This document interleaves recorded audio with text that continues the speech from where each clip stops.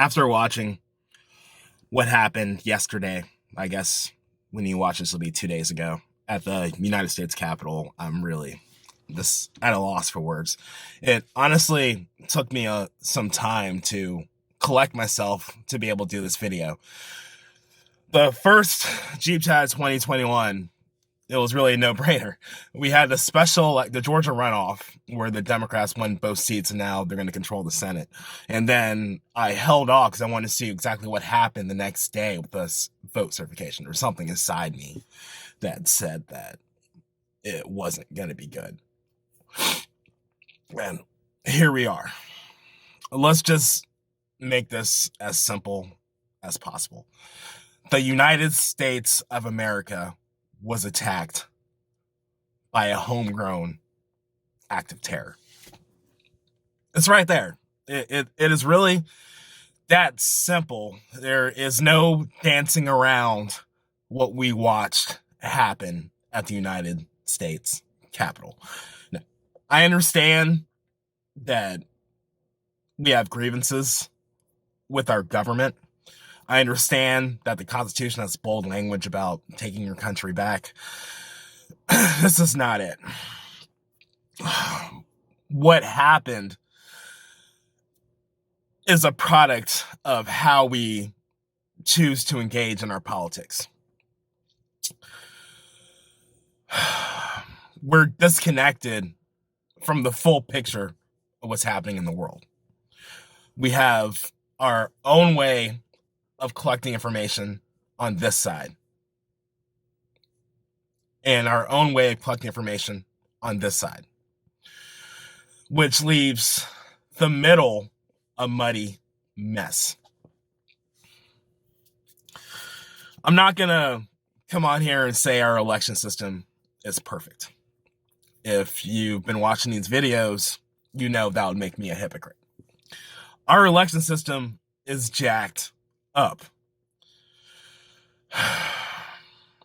which is why we have safeguards with recounts, the courts, and certification of votes. Somehow, somebody got in their head that the game wasn't over after all these things happened, and that the ceremonial duties of Congress was going to change the election. And whoever that somebody was got to the most powerful man in the world, the United States president, convinced him the same thing. I mean, I don't even know if he actually believes all the stuff he was saying, or if it was just purely an attention grab, because any rational person would look at all that evidence and how far we let it go and say, it's time to be civil. It's time to wrap this up. Nobody has ever taken it this far, and now we're seeing the results. I mean, this goes back to that old saying, you reap what you sow. And we are getting that. The American people are getting that. I'm not just going to make this about the senators who objected. I'm not going to make this about the conspiracy theorist or opportunist who took advantage of this. I'm not even going to make this about the people who stormed the Capitol and raided our leadership with all that sensitive information and destroyed the place. The symbolism of Confederate flags and Nazi flags in the people's house. If anybody would have mentioned this happening 10, 15 years ago, you would have said, no, that's not possible. This would never happen in the United States of America. Or they would have twisted this around saying, yeah, well, the Muslims, we're going to let things go too far and they're going to do this. I mean, this is what we're thinking could happen 9/11. This is the way we reacted after 9/11 so swiftly. So now we have United States citizens storming the people's house, and there are actually folks who are ambivalent to it. Okay, well, I can see where they're coming from. I'm not even mad. That is the people's house. I mean, if you think about it, all the things you enjoy, all the freedoms you enjoy, you tend to fight. It all happens in that house. Again, I'm not saying the system's perfect. But we can't allow insurgents to just run wild. I mean, and I've heard every conspiracy theory on the planet for this, but it really comes down to not understanding the powder keg we've been playing with, not understanding the power of telling people that their vote doesn't count, telling them that they have no power over their government, telling them that the election was rigged, and not expect them to react to it. And they weren't even just reacting about these specific things. These are people who have lost their jobs. These people who see no hope for the country.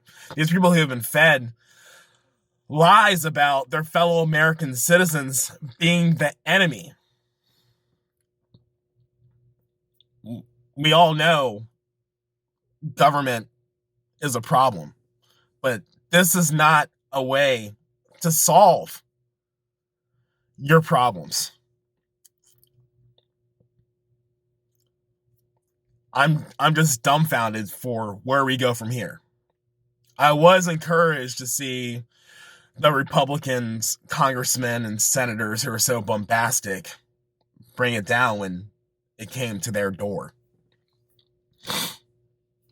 And I am encouraged to see some of them reaching out saying, hey, this has gone too far. We need to find a different way to discuss our differences. Now, does that mean that we need to get our pound of flesh from them before working with them to bring people together? And can we even bring people together? I've always believed that there's a strong middle in this country. We're not just far right or far left. There's a strong middle. So maybe we need to work on that middle to get our sanity back. We need to work on something. Because now we're going to have a blue House, a blue Senate, and a blue presidency. And we can't afford for them to just wield the my way or the highway and do stuff just for their far left. We need them to govern from the middle. So maybe Joe Biden was the right man at the right time. Because I can't imagine 4 more years of this. And I don't want to go back to normal. I wasn't happy with normal, but this is chaos. We can't live like this. Our country can't prosper like this, especially when we're looking at our future economic situation.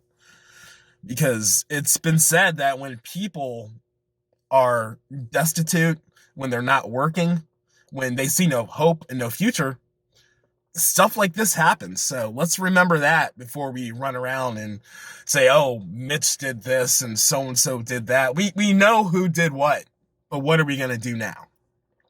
That's the question. What are we going to do now? My name is Calfani King. Thank you for attending my Jeep Chat.